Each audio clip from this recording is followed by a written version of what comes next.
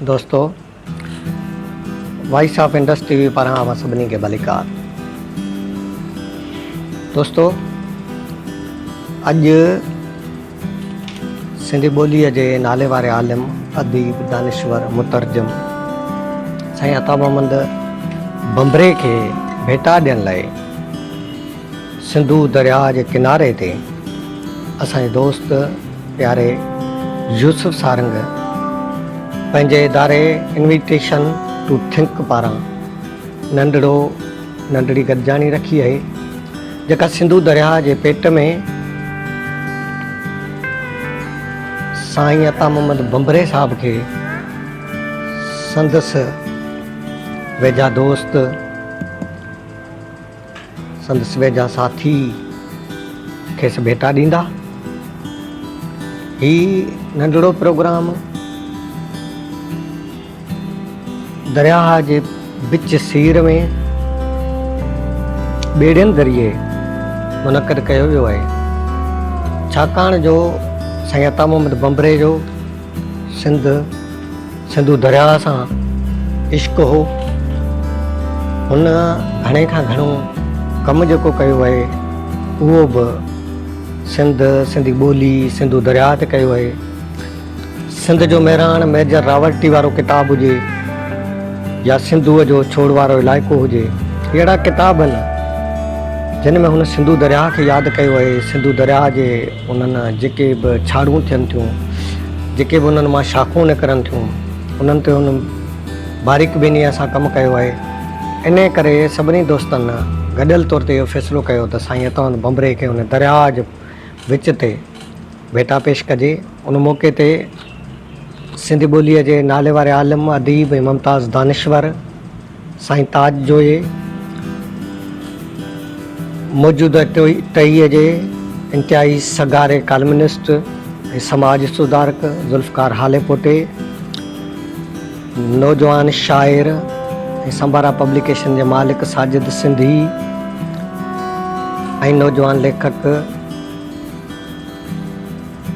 सारंग ज़ैन, गुलशेर कोरे जे यूसुफ सारंग समेत ॿिनि केतिरनि ई दोस्तनि हिन प्रोग्राम में शिरकत कई। ज़ाहिद होठो, मुस्तफ़ा शोरो, हबीब लगारी ऐं ॿिया जेके साईं बंबरे साहब खे वेझा रहिया आहिनि, जेके बंबरे साहब या चाहींदड़ आहिनि, उन्हनि सभिनी शिरकत कई ऐं उन्हनि साईं बंबरे साहब खे भेटा पेश कई। हिन सेशन जो महिमान ख़ासि ज़ुल्फ़कार हालेपोटो हुयो ऐं हिन प्रोग्राम जी सदारत साईं ताज जोए साहब कई। ऐं हाणे पाण वधूं था प्रोग्राम तरफ़। पंहिंजे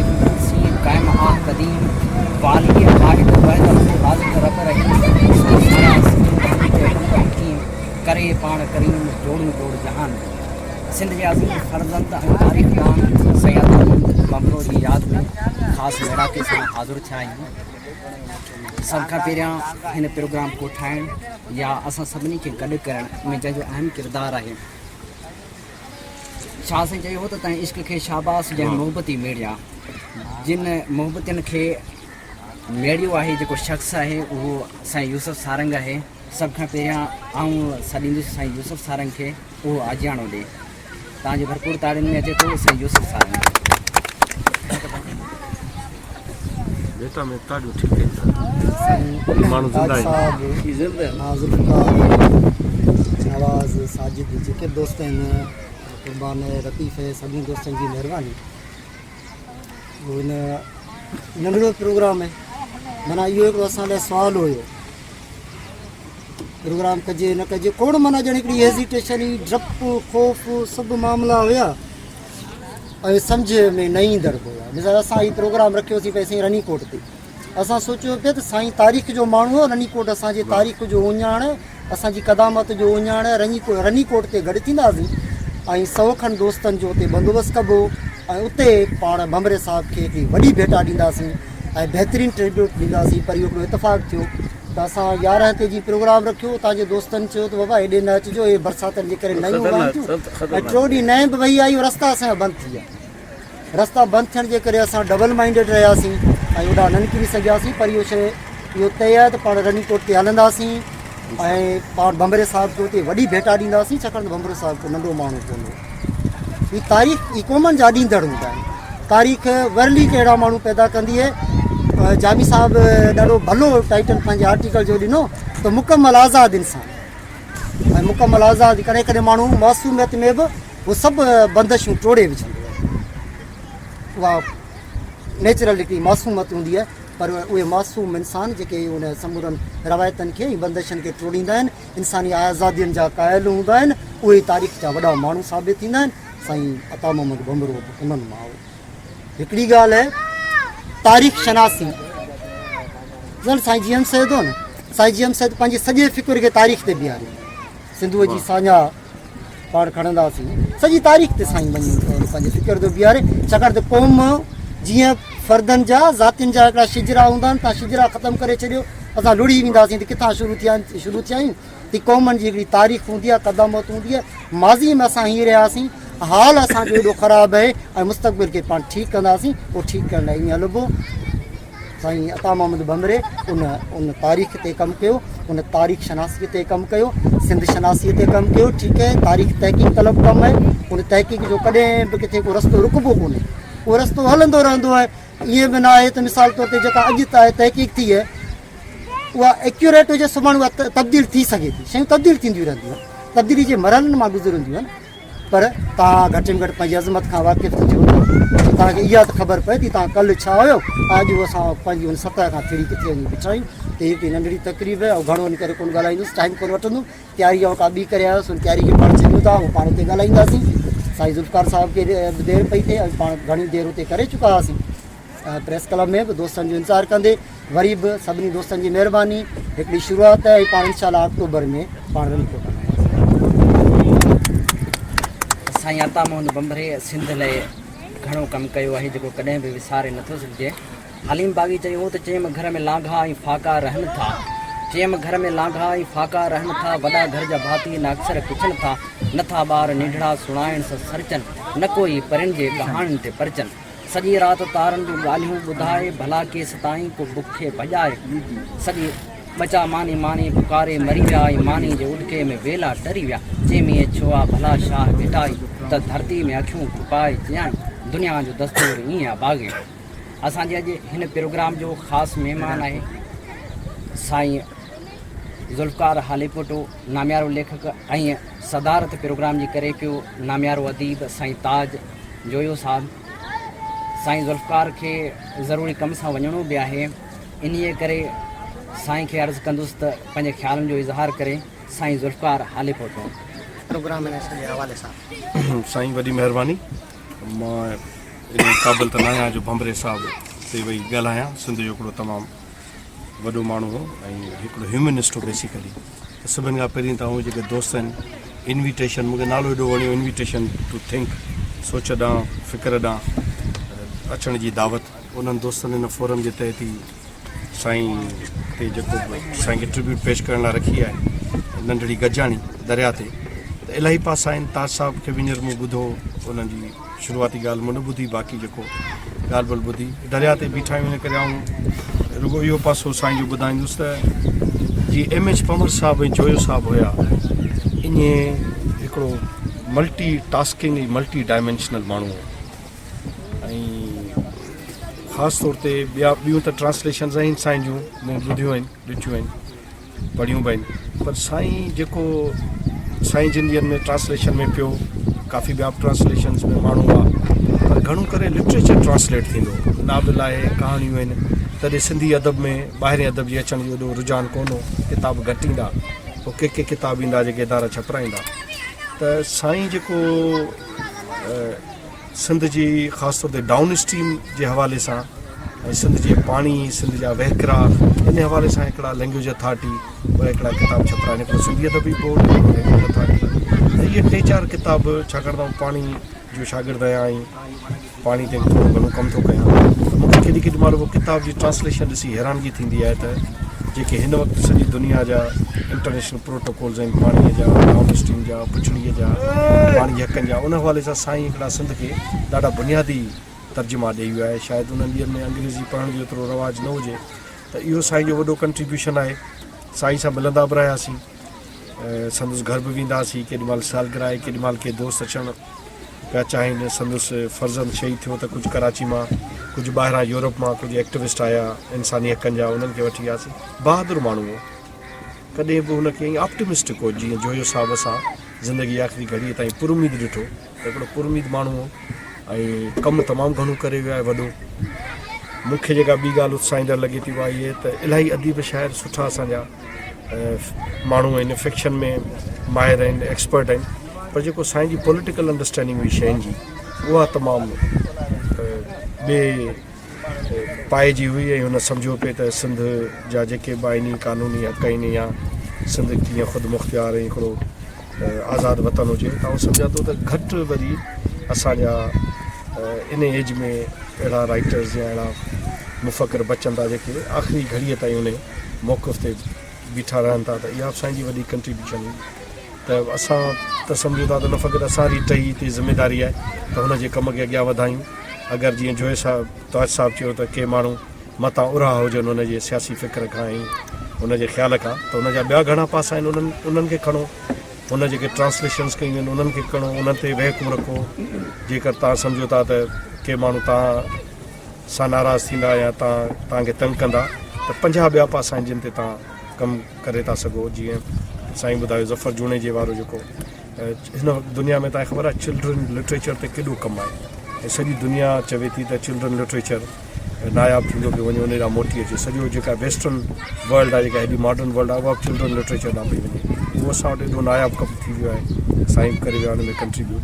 ऐं सम्झा थो इलाही पासा आहिनि जिन खे ॾिसी सघिजे थो। ऐं जेको आख़िरी मुंहिंजी ॻाल्हि आहे इहा त साईं त हलियो वियो, पर साईं जेको करे वियो सिंध जे हवाले सां, उन में कतई अपॉलोजेटिक थियण जी ज़रूरत न आहे। बार बार दोस्तनि खे चवंदो आहियां, उन में पशेमान थियण जी, शर्मिंदा थियण जी या अपॉलोजेटिक थियण जी, हीअ जेको बि असीं ॻाल्हि ॿोल कयूं था पंहिंजे हक़नि जी सिंध जी, उहा आइन आइनी आहे, क़ानूनी आहे, जेके बैनुल अक़वामी इख़लाक़ियात आहे हक़ घुरण जी, उन जे आइन मुताबिक़ आहे। इन करे उन में डिॼण जी या उन में परेशान थियण जी ज़रूरत न आहे। पोइ तव्हां जेतिरी बि ॻाल्हि करे सघो था उहा कयो। साईं बि आख़िरी घड़ीअ ताईं चवंदो रहियो त जंहिंमें जेतिरी हिमत आहे उहा ॻाल्हि कंदो रहे। साईं खे आउं सुख सलाम पेश थो कयां ऐं सम्झां थो त साईं उमिरि जी आख़िरी घड़ी ताईं जीअं साबित क़दम रहियो, परवरदिगार असांखे बि एतिरी सघत जो आख़िरी ॾींहंनि में बसी सिंध जे हवाले सां, पंहिंजे माण्हुनि जे हवाले सां, वतन जे हक़नि जे हवाले सां एतिरा ई साबित क़दम न रुॻो रहूं मौक़िफ़ जे हवाले सां, पर एतिरो वरी कंट्रीब्यूट करे सघूं जो जनरेशन्स ईंदड़ बि उन कम मां लाभ हासिलु कनि। ऐं हाणे आउं असांजे शाइर दोस्त खे सॾींदुसि जंहिं लिखियो त ज़िंदगी खे ज़िंदगी भर तो छा, ज़िंदगी खे ज़िंदगी भर ज़िंदगी तो छा ॾिनो, हर ख़ुशी मूंखां खसी थई, ए ख़ुशी तो छा ॾिनो। प्यारे दोस्त साजिद सिंधी खे अर्ज़ु कंदुसि त पंहिंजे ख़्यालनि जो इज़हार करे या असांखे शाइरी ॿुधाए, संदसि मर्ज़ी। अस्सलाम वालेकुम दोस्तनि, ॾाढी महिरबानी हेॾे मौक़े ते यादि कयो ऐं तमामु नंबर जी शख़्सियत, मोहबत ऐं सिंध सां चाहत असांजे लाइ नवां गस फराहम करे थी। सिंधी ॿोली, सिंधी अदब जे हवाले सां साईं जो कमु ख़ासि तौर ते नौजवाननि लाइ मशाल राह आहे। ऐं अहिड़ियूं शख़्सियतूं जिन खे असां नंढे हूंदे खां पढ़ंदा ईंदा हुआसीं, उन्हनि सां ॾिसण ऐं मिलण जो मौक़ो जॾहिं फराहम थिए त उहो असांजे लाइ बाइज़ फ़ख़्रु आहे। मंसूर थले जे ख़िलाफ़ टेलीफोन ते साईं जूं लिखणियूं, साईं जी ॿोली जे हवाले सां, लिखत जे हवाले सां थियल कमु निहायत शानदार ऐं तारीख़ में अणमिट आहे। जसो जे दोस्तनि खे कोटड़ी जे शहर में वली बाबा जो शहर आहे, ॿ तारीख़ी किरदार जीअं साईं ताज साहिब चयो, मिलाप आहे इहे मोहबतूं जेका आहिनि वधीक जेको शहर यार ॿुधायो जेको अभी बचयो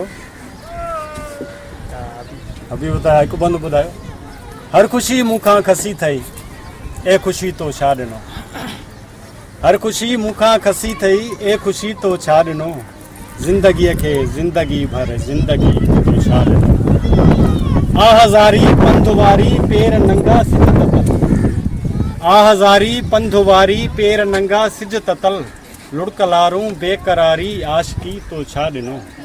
तो पुठियां तोखे विञाए मूं विञायो पाण खे, तो पुठियां तोखे विञाए मूं विञायो पाण खे, रात सारी आ अंधारी रोशनी तो छा ॾिनो। अख कटोरी महकदे में मैं पुॼाणा कंहिं खई, अख कटोरी महकदे में मैं पुॼाणा कंहिं खई, होश में मैं नोश नाहिन महकशी तो छा ॾिनो। वार खोले वार कर हर वार खाली वार छो, वार खोले वार कर हर वार खाली वार छो, मां बि मांदो हाँ मरण लाइ ओ मिठी तो छा ॾिनो। प्यार हो पंहिंजो असासो प्यार ई पायो मगर, प्यार हो पंहिंजो असासो प्यार ई पायो मगर, जग लुटेरो सभु लुटे वियो सादगी तो छा ॾिनो। सूर सपना साण साजिद सार सोचूं आसरा, सूर सपना साण साजिद सार सोचूं आसरा, पेन कागज़ पेट खाली शाइरी तो छा ॾिनो। वाह साईं वाह। ज़िंदगीअ खे ज़िंदगी भर ज़िंदगी तो छा ॾिनो। हाणे नौजवान लेखक ऐं केतिरनि ई किताबनि जे मुसनिफ़ साईं अली नवाज़ आरी सर खे अर्ज़ु कंदुसि त हू पंहिंजे ख़्यालनि जो इज़हार करे। जी हा साईं अली नवाज़ आरी सर। महिरबानी हबीब। अॼु असांजे लाइ हिकिड़ी अहम ख़ुशी जहिड़ी इहा बि ॻाल्हि आहे, असां दरिया ते बीठा आहियूं ऐं दरिया जहिड़े माण्हू खे यादि कयूं। ऐं यूसुफ सारंग खे शायदि इहा ख़बर हुई त बम्बरे साहिब जो पहिरियों इश्क दरिया, ऐं तॾहिं त हुन सिंध जो मेराण या सिंध जो छोड़ वारो इलाइक़ो उन ते निहायत ई बारीक ॿिनी सां लिखियो ऐं कमु कयो। इहे ॿई जेके तर्जुमे जा किताब आहिनि इंतिहाई शानदार किताब। उनखां अलावा साईं बम्बरे साहिबु केतिरियूं ॻाल्हियूं आहिनि किताबनि जे हवाले सां त साईं ताज ज़ुल्फ़कार घणो कुझु ॿुधाए विया आहिनि, पर आऊं तव्हांखे हिकिड़ी ॿी ॻाल्हि बि ॿुधायां त साईं बम्बरो साहिबु सिंधी रवायतनि जो पास्ता।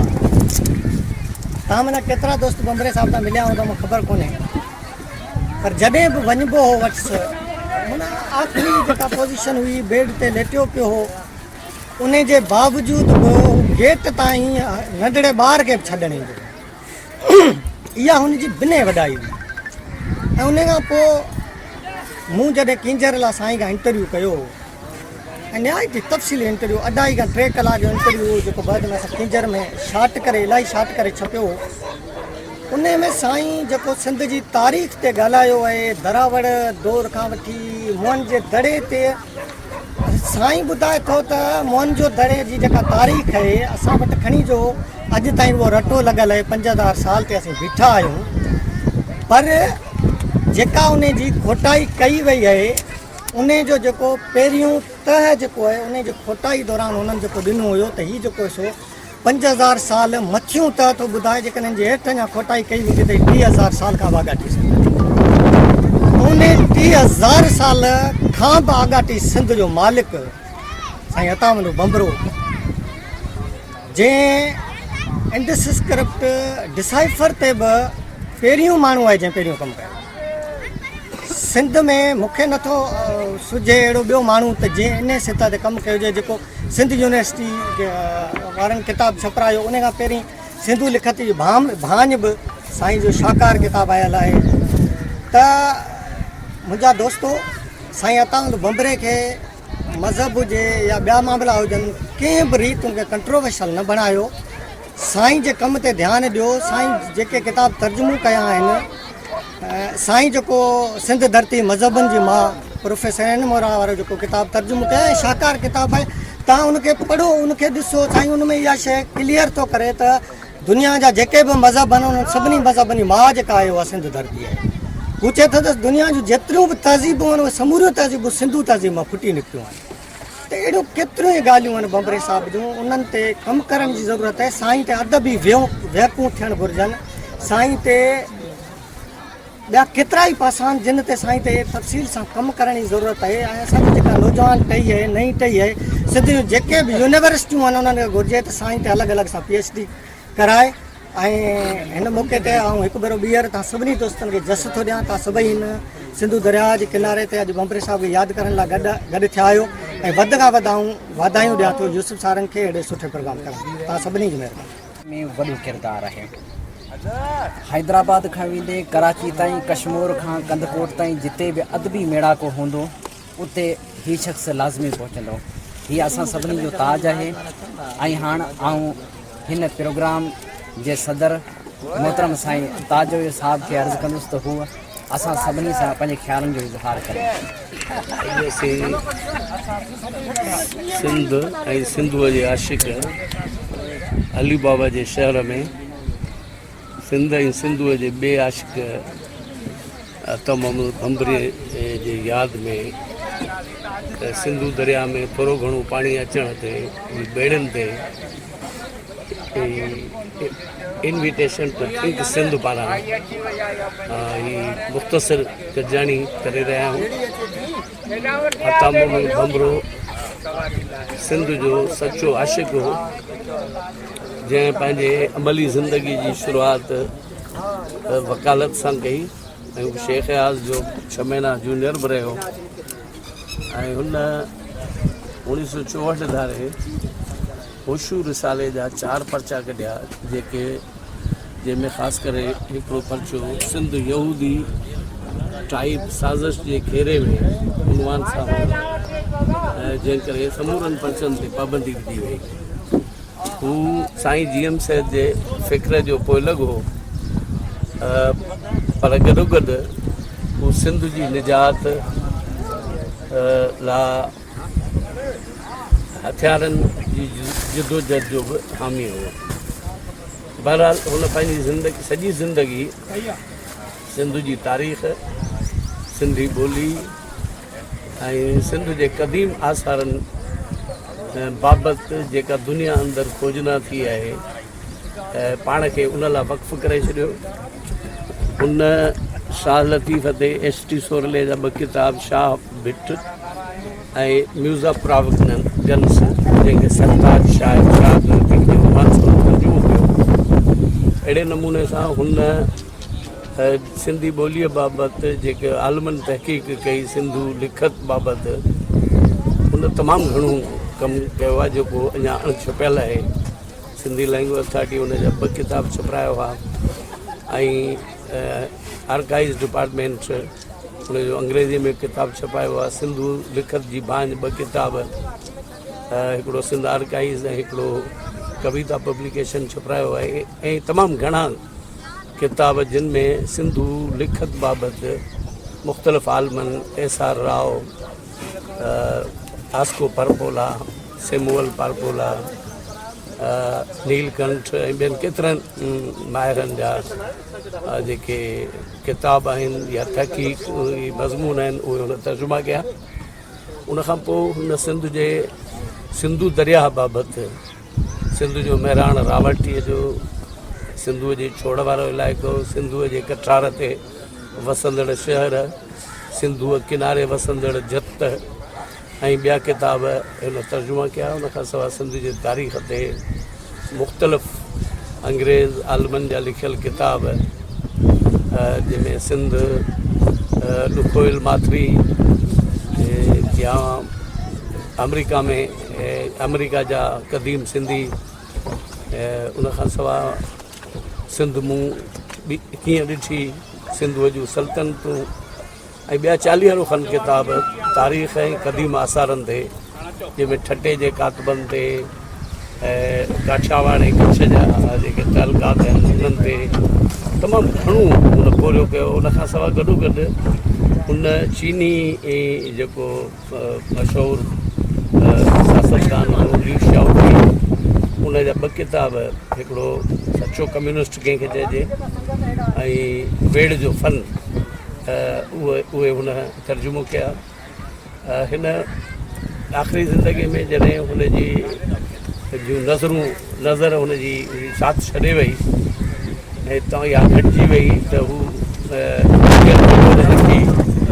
तर्जुमो वॾा अखर करे तर्जुमो कंदो पोइ जॾहिं उन खां बि वियो हिकिड़ो माण्हू पढ़ंदो वेंदो ऐं पाण उनजो तर्जुमो कंदो वेंदो ऐं ॿियो माण्हू लिखंदो वेंदो। मूंखे यादि आहे त वफ़ात खां 15-20 ॾींहं अॻे जॾहिं पाण ॻोठ पियो वियो त आउं साण मुलाक़ात करणु वियोसीं त उन वक़्त में कुझु अणछपियल या माना अणपूरा मसवदा ॿधियो वेठो त मूं चयो साईं हीअ छा कंदो त ॻोठ वञी तर्जुमो कंदो। मूं चयो हिते त लथी विया ऐं ॿिया माण्हू हूंदा जेके तव्हांजो तर्जुमो कंदा जे मुंहिंजूं ॿ धीअरूं पढ़ियल आहिनि, हिकिड़ी अंग्रेज़ी में पढ़ंदी वेंदी, ॿिए खे मां सिंधीअ में तर्जुमो कंदो ॿुधाईंदो वेंदी लिखंदी वेंदी। त माना हू ज़िंदगीअ जे आख़िरी लम्हे ताईं पंहिंजे मक़सद सां सचो ऐं रहियो। हुनजो पुटु जॾहिं राजा ॾार शहीद कयो वियो त हुन चयो त मुंहिंजो पुटु जेको आहे सिंध लाइ क़ुर्बान थी वियो आहे, उन करे आऊं शहीदनि जा वालिद जेके आहिनि से तहज़ियत न वठंदा आहिनि, मूंखे फ़ख़ुरु आहे। ऐं हुन हीउ हिकिड़ो सिंध जो अजीब आशिक़ु हो, हिन जो किरदारु अजीब हो। हिन जेका वसियत कई त मूंखे अहिड़े नमूने सां दफ़न कजो जो मुंहिंजा चप मिटीअ सां मिलियल हुजनि, जेसि ताईं मुंहिंजा चप मिटी थियनि तेसि ताईं मां पंहिंजी धरती माउ खे चुमंदो रहां। ऐं गॾो गॾु मुंहिंजी क़बर खे चौधारी ज़ंजीर फिराए छॾियो जीअं महसूसु थिए हिकिड़ो ग़ुलाम सिंध जो फ़र्द जेको आहे सो हिते सुतल आहे। ऐं हुनजो चवणु इहो हो त उन जा ताला तव्हां तॾहिं टोड़िजो जॾहिं सिंध आज़ादु थिए। उहा धार ॻाल्हि आहे त वक़्त जूं हुकमरान घुरियूं इस्टेब्लिशमेंट ऐं कुझु संदसि ख़ानदान जा डेजू ऐं काइर फ़र्द, कुझु मज़हबी जेके मफ़ाद परस्त या नामनिहाद मज़हब जा ठेकेदार, उन्हनि कोशिशि कई त भमरे साहिब जूं इहे निशानियूं ख़तमु करे सघनि। पर सॼी दुनिया ॾिठो त भमरे साहिब जूं ॿई वसियतूं पूरियूं थियूं। तारीख़ जे दज़ में अलाए छा छा लटिजी वञे थो, पर भमरे जो किरदारु लटिजी नथो सघे। पीरसनी जी ज़िंदगीअ में बि जेतिरो ज़रूरतमंद ॾिसण में ईंदो हो, जंहिं हौसले सां ॻाल्हाईंदो हो, हर आयल सां जीअं सिंधु देश या जीअं सिंध चई मिलंदो हो, जय सिंध चई मिलंदो हो। उनजो चवणु आहे त सिंध जो क़दीम नालो सिंधु देश हो ऐं सिंध जेका आहे सा तहज़ीबुनि जी माउ आहे। ऐं सिंधु धर्म दुनिया जो क़दीम धर्म आहे जंहिंमें हिकु ख़ुदा जो तसवुरु असां दुनिया खे ॾिनो आहे।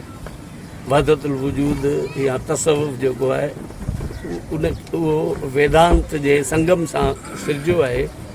त हुनजो चवणु आहे त जीअं साईं जीएम साहिब चवंदो या मौलाना उबैदुल्ला सिंधी चवंदो त सिंध वटि हिकिड़ो अज़ीम पैगाम आहे इतिहाद इंसानियत जो, अमन आलम जो ऐं इंसानी बक़ा जो पैगाम आहे। साईं चवंदो त सिंधु देश मुंहिंजी मंज़िल न आहे, पर उहो ॾाको आहे ऐं अॻिते हली सॼी दुनिया में जेके था अॼु असीं ॾिसूं पिया त दुनिया में जेके बि तब्दीलियूं अचनि पियूं।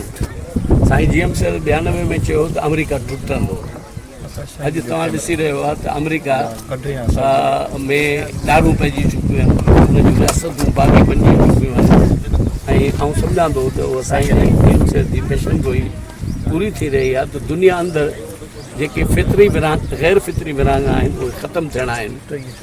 त भमरो साहिबु, साईं जीएम साहिब, साईं अब्दुल वाहिद दारी सर, अली बाबा वांगुरु सिंध जे आज़ादीअ जे मुस्तक़बिल में वेसाह रखंदा। ऐं संदन चवणो हो त असांखे सुभाणे जे सिंध जे आज़ादी या आजपे में एतिरो यकीन आहे जेतिरो सुभाणे जे सिज उभरण में।